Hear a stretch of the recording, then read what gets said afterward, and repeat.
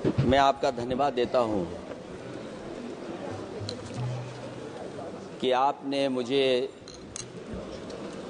महामहिम राष्ट्रपति जी के अभिभाषण पे बोलने का मुझे समय दिया है। अध्यक्ष जी, मैं सबसे पहले आपका अभिनंदन एवं अभिवादन करते हुए आग्रह करना चाहूँगा कि मुझे बोलने के लिए जो समय दिया है, मैं उसमें से 2 मिनट का समय महाकुंभ हादसे का शिकार लोगों की आत्मा की शांति के लिए खड़े होकर के मौन रखना चाहूँगा। अगर किसी अन्य को भी सच्चे मन से मृतकों के प्रति सच्चा भाव है तो वो भी हमारे सांसदों के साथ खड़ा होकर के ये मौन श्रद्धांजलि अर्पित कर सकता ये है। माननीय सदस्य अध्यक्ष महोदय, अगली लाइन अध्यक्ष महोदय, ये विषय अध्यक्ष महोदय, आप सीनियर लीडर हैं। अध्यक्ष महोदय, ये अधिकार आपका है, कभी नहीं रही। ये मैंने अधिकार विषय आपका है, मेंशन मुझे करते हुए पूरा भरोसा है। इस विषय पर मौन कर दिया था, इसलिए अध्यक्ष का अधिकार है। हाँ, मैं वही अध्यक्ष महोदय, ये जो बात मैं शुरू कर रहा हूँ, जहाँ मैंने मौन 2 मिनट के लिए श्रद्धांजलि की बात की है, ये अधिकार मेरा नहीं है अध्यक्ष महोदय, ये अधिकार आपका है। मुझे पूरा भरोसा है आप पर कि जब अभिभाषण की चर्चा खत्म हो रही होगी उस समय 2 मिनट का मौन श्रद्धांजलि जरूर दी जाए जो श्रद्धालुओं की जान गई है। नहीं अध्यक्ष महोदय, नहीं अभी 1 मिनट आप लोग कुछ मत बोलो। नहीं कुछ नहीं। अध्यक्ष महोदय, अभी तो अध्यक्ष महोदय मैंने बात शुरू नहीं की है, और जिन लोगों को तकलीफ है और जिनको दुख होना चाहिए उनके बारे में मैं, हालांकि वो बाद में कहना चाहता था महाकुंभ के बारे में, लेकिन अध्यक्ष महोदय क्योंकि बहुत सारे माननीय सदस्य ये सुन नहीं सकते हैं, इसलिए मैं बात वहीं से शुरू करता हूं। आप देश के परम अभिभावक होने के नाते हमारा आपसे अनुरोध है कि जहां सरकार बजट के आंकड़े लगातार दे रही है, और जब मैंने अभिभाषण पढ़ा अध्यक्ष महोदय, बहुत सारे आंकड़े सरकार ने दिए हैं। आंकड़े देने से पहले महाकुंभ में मरने वालों के आंकड़े भी दे दें। महाकुंभ की व्यवस्था के बारे में स्पष्टीकरण देने के लिए मेरी मांग अध्यक्ष महोदय, सर्वदलीय बैठक बुलाई जानी चाहिए। महाकुंभ आपदा प्रबंधन व खोया पाया केंद्र की जिम्मेदारी सेना को दी जाए। महाकुंभ हादसे के शिकार लोगों की मृत्यु, घायलों का इलाज, दवाइयों, डॉक्टर, भोजन पानी, परिवहन की उपलब्धता का आंकड़ा संसद में पेश किया जाए। महाकुंभ हादसे के लिए जिम्मेदार लोगों पर, महाकुंभ हादसे के लिए जिम्मेदार लोगों पर घोर दंडात्मक कार्रवाई हो। जिन्होंने सच छिपाया है उनको दंडित किया जाए। अध्यक्ष महोदय, हम डबल इंजन की सरकार से पूछते हैं, अगर अपराध बोध नहीं था तो आंकड़े दबाए, छिपाए और मिटाए क्यों गए हैं? सच छिपाना और मिटाना भी तो अपराध है। इसका दंड कौन भुगतेगा अध्यक्ष महोदय? जहां इंतजाम होना चाहिए था वहां प्रचार हो रहा था। एक धार्मिक समागम में डबल इंजन का राजनीतिक प्रचार अशोभनीय है, निंदनीय है। इतने बड़े हादसे के बाद कम से कम अब तो वो होर्डिंग उतरवा देना चाहिए। अध्यक्ष महोदय, महाकुंभ की जो तैयारी हुई, जो हम लोगों ने जाना वहां पर, महाकुंभ न केवल 144 साल के लिए ये कहा गया, बल्कि ये भी कहा गया कि पहली बार धरती पर इस तरह का डिजिटल और जो आधुनिक चीजें हैं, टेक्नोलॉजी, उसका इस्तेमाल कर करके महाकुंभ होने जा रहा है। सीसीटीवी, ड्रोन, लाइव स्ट्रीमिंग के आधार पर जिनका दावा था कि वो डिजिटल कुंभ करा रहे हैं, वो मृतकों की डिजिट नहीं दे पा रहे हैं। एक तरफ तो जो लोग डिजिटल डिजिटल डिजिटल अध्यक्ष महोदय कहने को थकते नहीं हैं, लेकिन जब कुंभ में इतना बड़ा हादसा हो गया है तो यही सरकार डिजिट नहीं दे पा रही है। हमारे अपने लोग मारे गए हैं, जिसमें परिवार का हर रिश्ता दिवंगत हुआ है। किसी की माता, किसी के पिता, किसी की बहू, किसी की बेटी, किसी का भाई बहन, चाचा चाची, बच्चों के आंकड़े तो अभी तक नदारद हैं। खोया पाया केंद्र ही लोगों को तो नहीं मिल रहा है, जो खोया पाया केंद्र था उसको भी लोग पा नहीं पा रहे, ढूंढ नहीं पा रहे। अध्यक्ष महोदय, कुंभ कोई पहली बार नहीं हो रहा है। कुंभ का आयोजन सदियों से होता आया है। हमारे पौराणिक और हमारे इतिहास के दस्तावेज ये बताते हैं कि समय समय पे जो भी सरकारें नहीं होंगी, जिसका भी राज रहा होगा अध्यक्ष महोदय, उसने महाकुंभ या इस तरह के कुंभ का आयोजन किया है। एक तरफ तो वो कि जो 144 साल बाद महाकुंभ होने जा रहा है, उसका इतना प्रचार किया, और मैंने तो कई टीवी इंटरव्यूज में, कई समाचार चैनलों पर ये बात सुनने में आई और सुनते रहे हम लोग कि सरकार ने 100 करोड़ लोगों के आने का इंतजाम किया है। और अगर 100 करोड़, अध्यक्ष महोदय, अगर ये बात गलत है तो मैं रिजाइन आपको देना चाहता हूं। अगर अध्यक्ष महोदय, ये माननीय सदस्य लोग अगर ये नहीं सुन पा रहे हैं तो मैं इनको एक एक को, आप नहीं गए स्नान करने, आप स्नान करने नहीं गए, इसीलिए इस तरह की भाषा का इस्तेमाल कर रहे हैं। अध्यक्ष महोदय, ये कहा गया कि 144 वर्ष के बाद ये हो रहा है। जहां तक मेरी समझ और जानकारी कहती है, जो एस्ट्रोनॉमी और एस्ट्रो चीजों को समझते होंगे वो ये स्वीकार करते होंगे, जो भी कुंभ होता होगा वो 144 वर्ष के बाद ही होता होगा। लेकिन ये कहा गया कि नक्षत्र ऐसे हैं, तो मैं अध्यक्ष महोदय सरकार से कहना चाहता हूं कि सतयुग से लेकर के कलयुग तक ये सनातन परंपरा रही है कि संत महात्मा साधु समाज मुहूर्त के हिसाब से शाही स्नान करते हैं। उसमें नक्षत्रों के हिसाब से जो सहयोग बनता है वही शाही स्नान का मुहूर्त होता है। लेकिन भाजपा के राज में ये सनातन परंपरा टूट गई। पहले सरकार ने संत समाज को शाही स्नान रद्द करने का आदेश दिया, जिससे अनादिकाल की सनातन परंपरा टूटी। और फिर जब देश भर में ये बात उठी, तो उन्होंने हादसे को छिपाकर फिर से आदेश दिया कि अखाड़े शाही स्नान करने जाएं।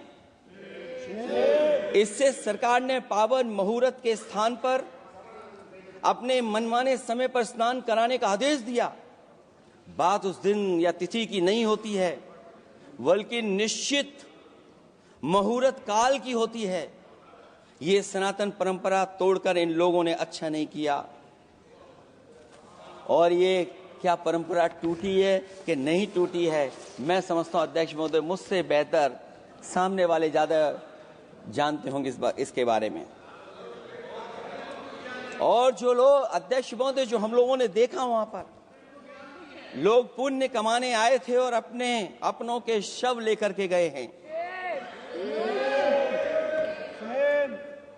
चमत्कारी करिश्मा तो ये हुआ है, श्रद्धालुओं के शव मिल गए थे, पर सरकार स्नान करने वाले मरने वालों की बात स्वीकार नहीं कर रही थी। और इससे ऊपर ये बात जो वहां पर और हुई, अध्यक्ष महोदय,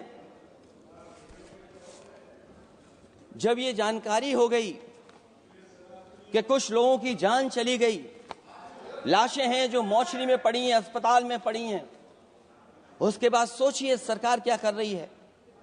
अपने सरकारी हेलीकॉप्टर में फूड भर करके फूलों को डालने का काम किया। सोचिए ये हमारी कहां की सनातनी परंपरा है। मैं जानना चाहूंगा सदन के माध्यम से हमारे माननीय सदस्य बताएं कि जहां लाशें पड़ी रही हों, न जाने कितनी चप्पलें पड़ी थीं, न जाने कितनी चप्पलें पड़ी थीं, न जाने कितने कपड़े पड़े थे, महिलाओं की साड़ियां थी, कपड़े थे, लेकिन उनको कैसे उठाया गया? उन सबको उठाया गया जेसीबी मशीन से, ट्रैक्टर की ट्रॉली से। उनसे उठा करके कहां फेंका कोई नहीं जानता, लेकिन जब उनको लगा कि वहां से बदबू आ रही है तो यही सरकार के लोग छिपाने लगे हैं। यही आपका महाकुंभ का आयोजन था, और हर बात को छिपाने के लिए न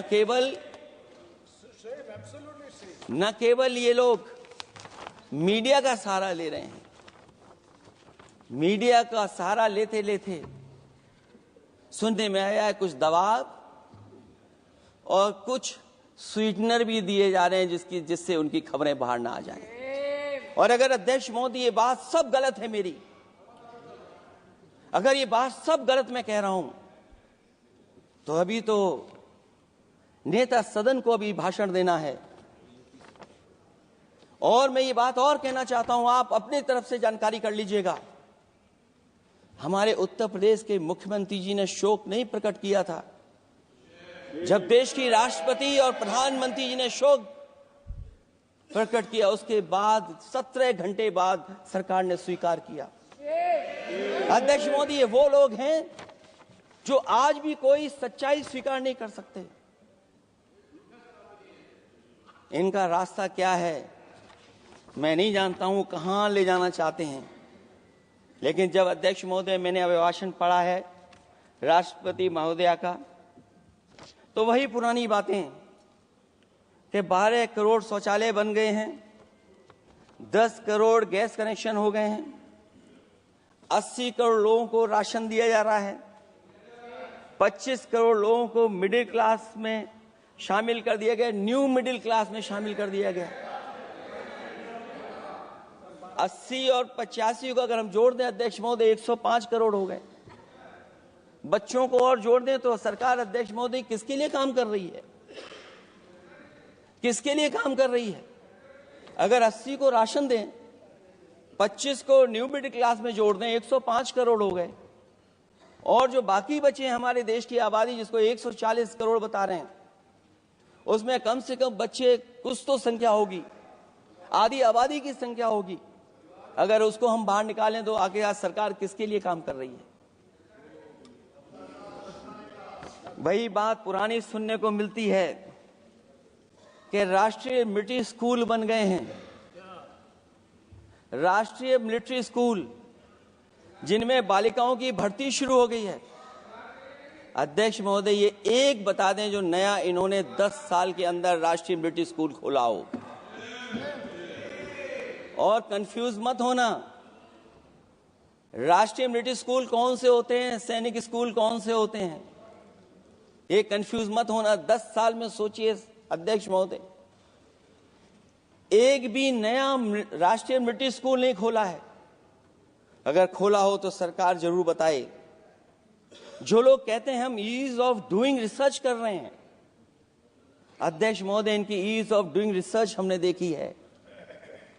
इनकी ईज ऑफ डूइंग रिसर्च अपनी इमेज चमकाने के लिए और दूसरे की इमेज बर्बाद करने के लिए ईज ऑफ डूइंग रिसर्च चल रही है।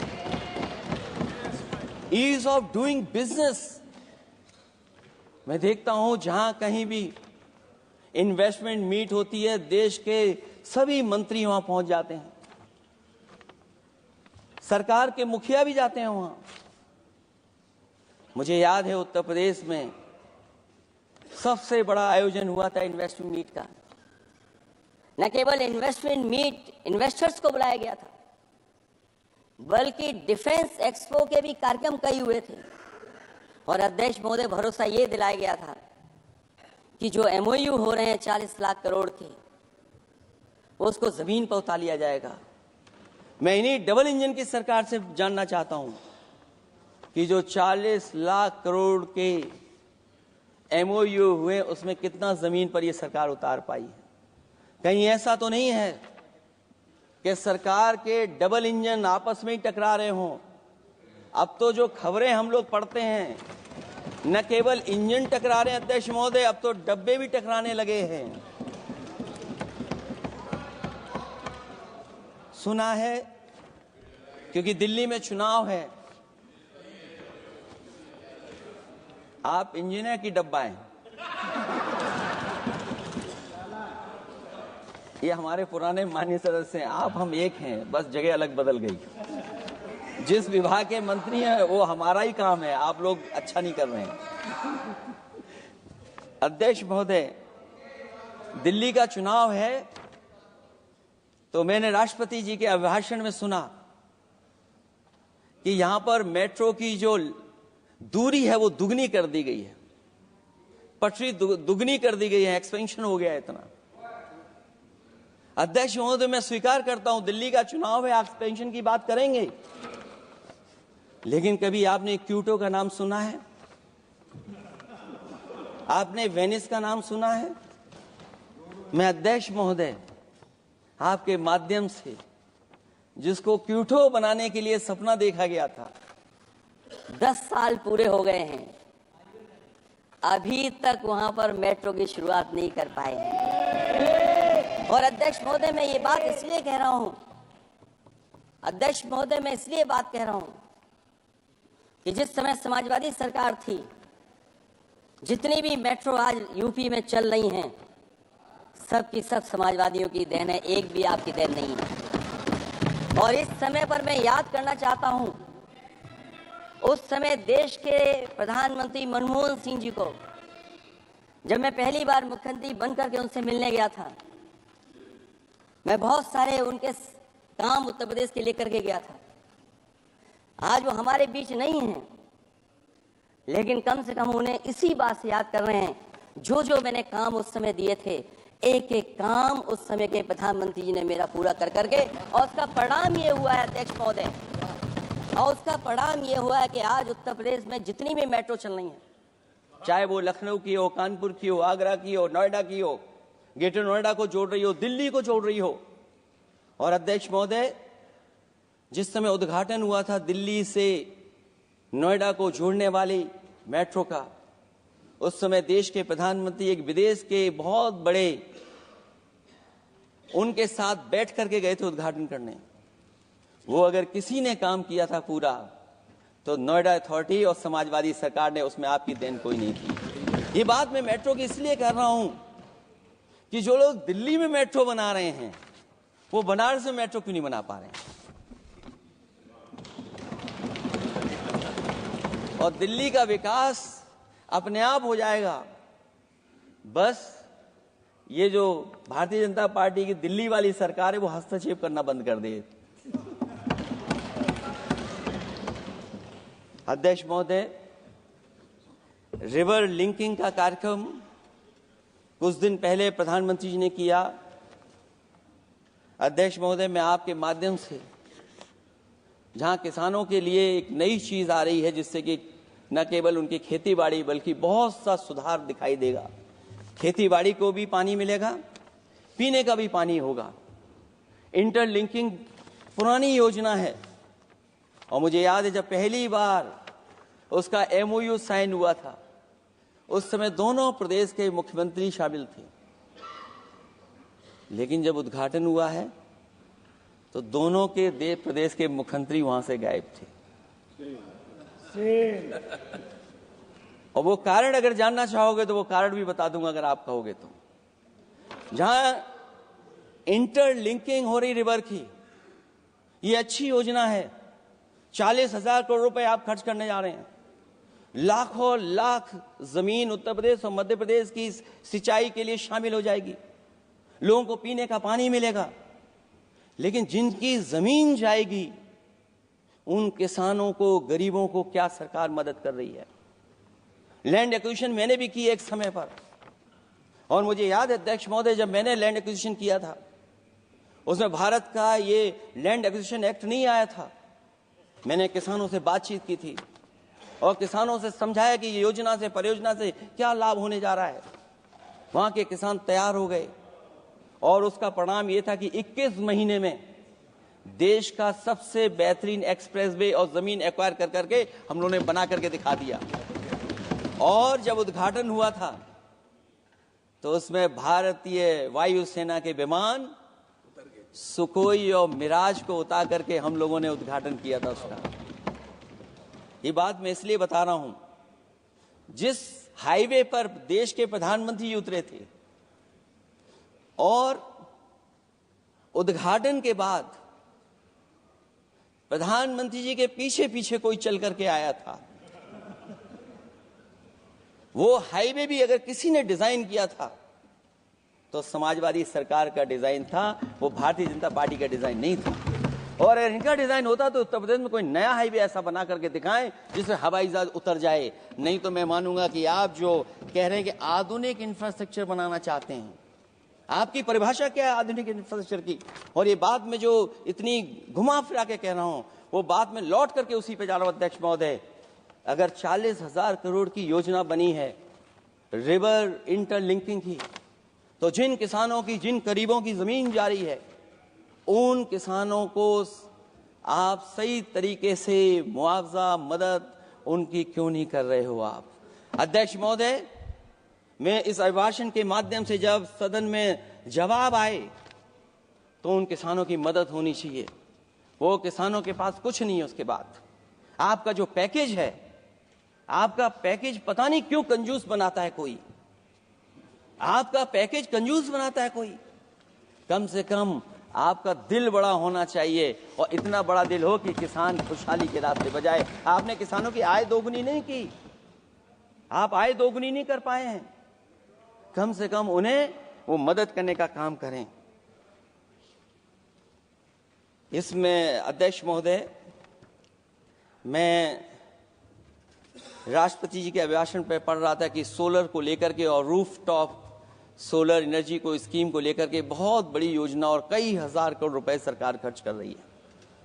मुझे याद है जब देश के राष्ट्रपति कलाम साहब थे, उन्होंने एक प्रेजेंटेशन किया था सरकार के सामने, और प्रेजेंटेशन के बाद मैंने उनसे निवेदन किया कि अगर ये योजना मैं कर दूं तो आप क्या उद्घाटन करने आएंगे? उन्होंने कहा कि अगर ये आप कार्य योजना लागू कर देंगे तो उद्घाटन करने भी मैं आऊंगा। अध्यक्ष महोदय, उस दिन आंधी तूफान था, टेंट बिल्कुल उड़ गया था, इतना शायद पानी और बिजली का चमकना इतना था कि मैंने खुद रिक्वेस्ट की थी उनसे कि आप मत आइए, फिर कभी हम लोग कार्यक्रम कर लेंगे। लेकिन वो कार्यक्रम में आए, उन्होंने उद्घाटन किया। और अध्यक्ष महोदय, जो लोग कह रहे हैं 40,000 करोड़ की रूफटॉप स्कीम लाए सोलर की, जो मिनी ग्रिड बना करके पूरे के पूरे गांव को हम लोगों ने फ्री बिजली दी थी। फ्री बिजली उनको मिलती थी 24 घंटे, उनकी चक्की चलती थी, उनका सिंचाई का पानी का इंतजाम होता था। जब तक समाजवादी सरकार रही तब तक वो योजना चलती रही, और जैसे ही समाजवादी सरकार गई, इन्हीं के लोगों ने उसका मेंटेनेंस रोक दिया। न केवल उस गांव का जिसका राष्ट्रपति रहे उन्होंने उद्घाटन किया, बल्कि और जितनी भी सोलर की स्कीम चल रही थी, लोहिया आवास में जहां सोलर स्कीम के माध्यम से हम लोग गरीब को सोलर पैनल के माध्यम से उनको बिजली दे रहे थे, फ्री बिजली, उन सब योजनाओं को इन्होंने बंद करने का काम किया है।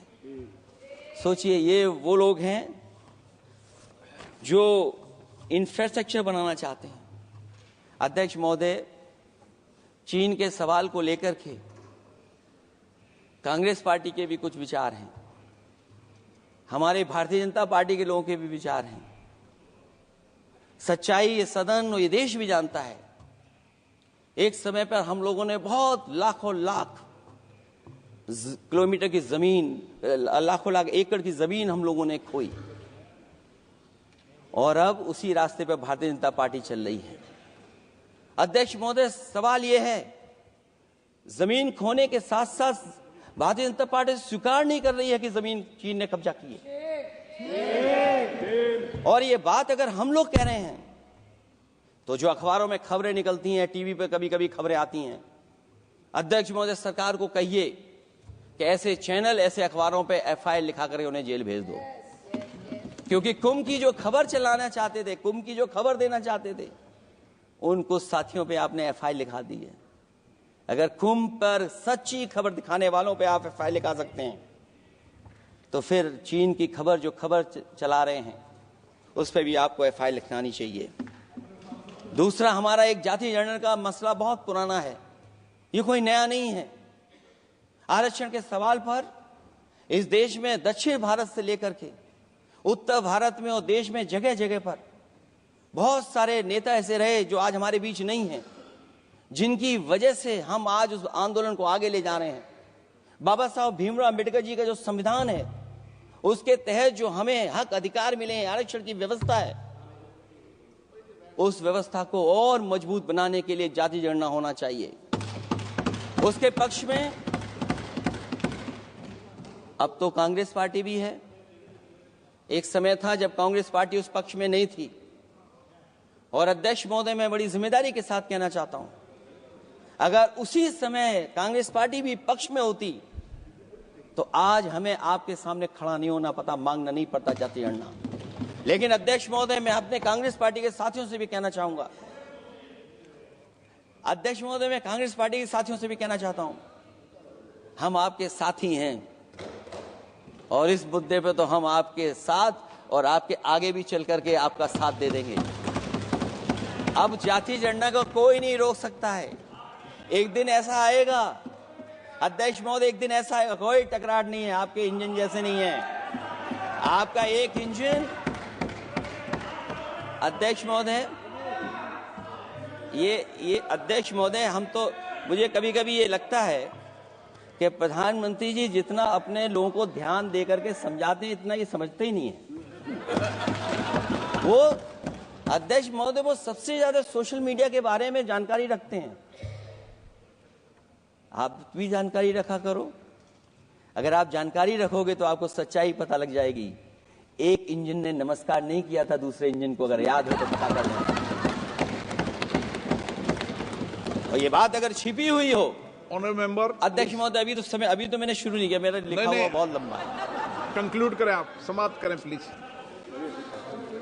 और अध्यक्ष महोदय, एक सवाल और बड़ा उठा है, नौकरी को लेकर के, रोजगार को लेकर के, और हमारे भारत की जो मैन्युफैक्चरिंग सेक्टर है उसको बढ़ावा कैसे दिया जाए।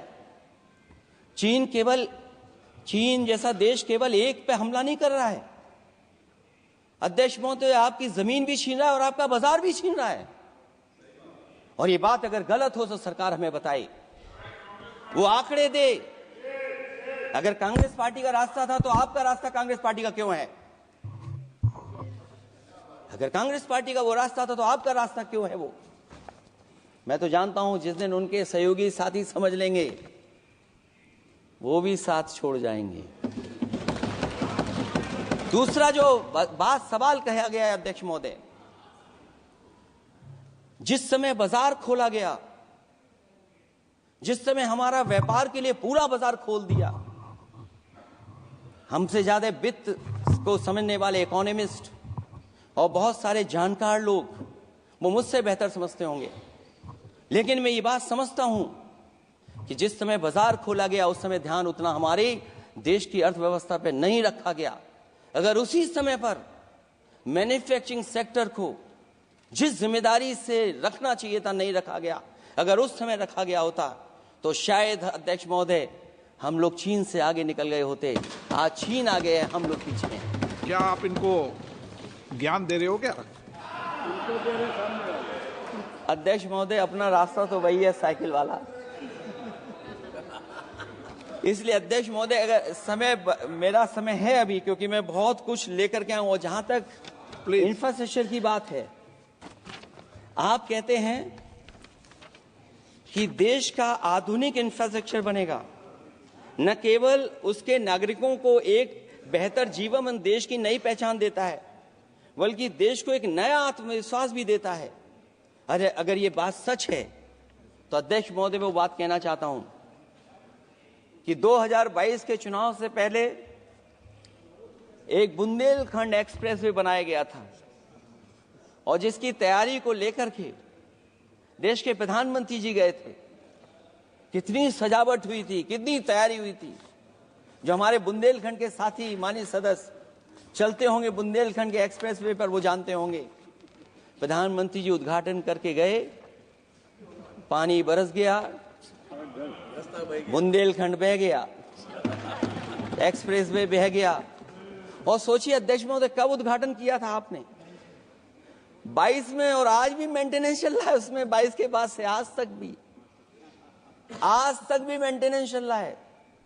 और कहीं अगर आपने जो गाड़ियां बाजार में ला दी हैं, जो बाजार में आजकल अध्यक्ष महोदय जो गाड़ियां आ गई हैं, अगर वो कहीं अपनी रफ्तार से चलेंगी तो या तो पेट दर्द होगा या कमर का दर्द होगा, दोनों में से एक के लिए तो इलाज जाना ही पड़ेगा।